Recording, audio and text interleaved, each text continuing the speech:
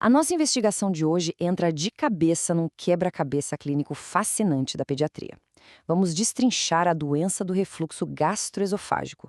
E o mais legal é que a gente vai ver como a medicina de consultório se cruza com a química pura e até com as adaptações biológicas extremas da natureza.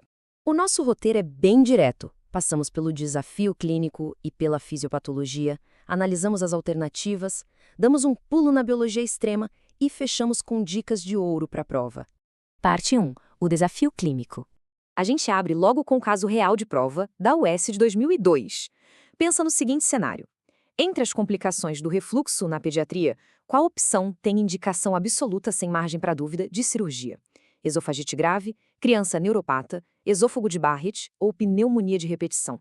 O X da questão aqui é achar exatamente aquela condição que não deixa absolutamente nenhum espaço para o tratamento clínico conservador. E a resposta cravada é a letra C, esôfago de Barrett. Mas por que exatamente? Bom, as diretrizes médicas batem o martelo nisso porque o Barrett representa uma falha estrutural crítica. É literalmente o nosso ponto de não retorno. A partir desse momento, só dar medicação já não garante mais a proteção a longo prazo. Para entender melhor, imagina o que está rolando lá na mucosa. Acontece uma metaplasia, ou seja, aquele tecido normal sofre uma mudança estrutural permanente e, pior, pré-maligna. Tudo culpa daquela agressão constante do ácido. Como o tecido já mudou de vez, medidas clínicas não dão mais conta do recado. É por isso que a funduplicatura, a cirurgia de correção, vira uma necessidade absoluta para cortar esse banho de ácido e evitar um câncer no futuro. Parte 2. Fisiopatologia e farmacologia. Mas antes de sequer pensar em centro cirúrgico na maioria dos casos, a nossa principal arma é puramente farmacológica. Estamos falando dos inibidores da bomba de prótons, os famosos IBPs. Fármacos como o omeprazol revolucionaram a gastroenterologia lá nos anos 80. Eles trouxeram uma potência absurda, muito superior aos antigos antagonistas H2, bloqueando na veia a via final da secreção de ácido no estômago. E a química por trás disso é genial. O mecanismo atua como um verdadeiro inibidor suicida. Olha só, o remédio entra como um pró-fármaco inativo. Ele precisa dar de cara com o ambiente ácido para se converter numa sulfenamida ativa. Quando isso acontece, bum! Ele forma uma ligação covalente irreversível. Ele meio que algema a bomba de H+, K+, ATPase para sempre. A bomba atual já era e o corpo que lute para sintetizar proteínas novas. Uma analogia muito boa para visualizar isso é pensar no estômago como um vulcão cuspindo ácido. O IBP vai lá e coloca uma tampa pesada, totalmente irreversível, bem nas crateras que expelem os prótons. Essa tampa neutraliza a agressividade química de um jeito incrível, mesmo que aquele movimento mecânico do fluido subindo para o esôfago continue rolando. Mas tem um detalhe de ouro na farmacocinética, a administração.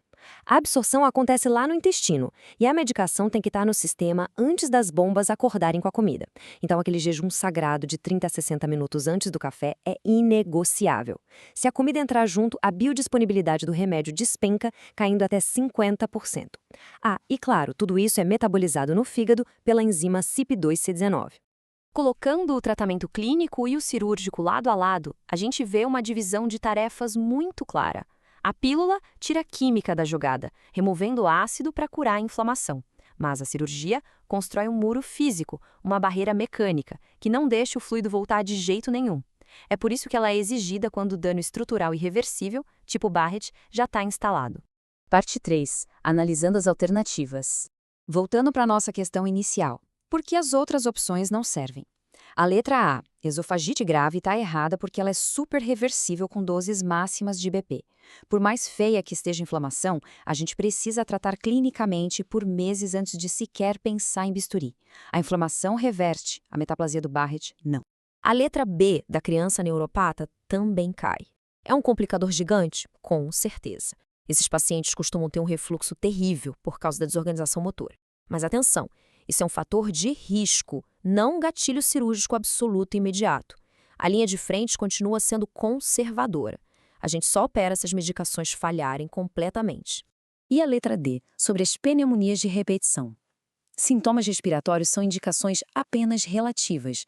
Na prática, muitas vezes a gente resolve o problema só ajustando o remédio e engrossando a dieta da criança. Para mandar para a cirurgia com base nisso, tem que provar por A mais B que o refluxo é ocupado, através de exames específicos como a pH-metria. Parte 4. Biologia extrema e ciência.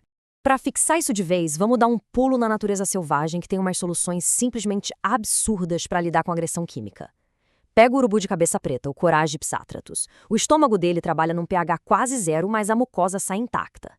O tubarão branco, Carcharodon carcarias, usa uma eversão gástrica. Ele literalmente bota o estômago para fora da boca para dar uma limpada num refluxo voluntário perfeito. E o morcego vampiro, Desmodus rotundus, tem substâncias na própria saliva para proteger suas mucosas. Estudar essa galera nos dá modelos fantásticos para criar terapias inovadoras no futuro. E na ciência humana, a gente não fica para trás. A base da nossa farmacologia veio de mentes brilhantes que levaram o prêmio Nobel. Em 88, Sir James Black com os antagonistas H2. Em 97, Jens Skoll decifrando a mecânica das bombas iônicas. E em 2005, Marshall e Warren cavando a culpa no Helicobacter pylori. Foi essa exata sequência de genialidade que nos deu a base para inventar os inibidores de bomba de prótons modernos.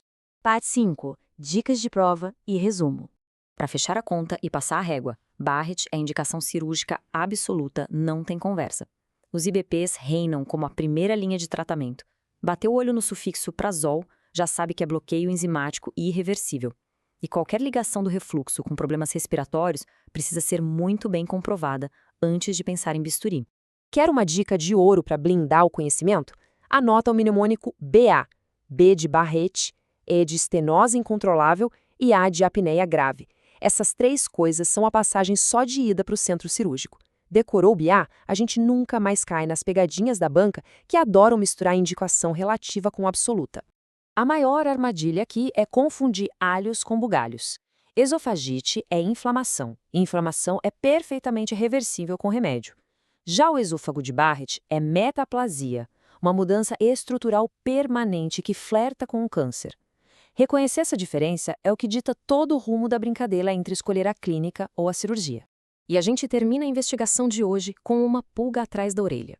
Se um remédio incrível como o IBP altera de forma brilhante a nossa química, mas não consegue consertar um vazamento puramente mecânico, quais outras falhas biológicas escondidas no nosso corpo a gente tenta, em vão, resolver só com uma pílula?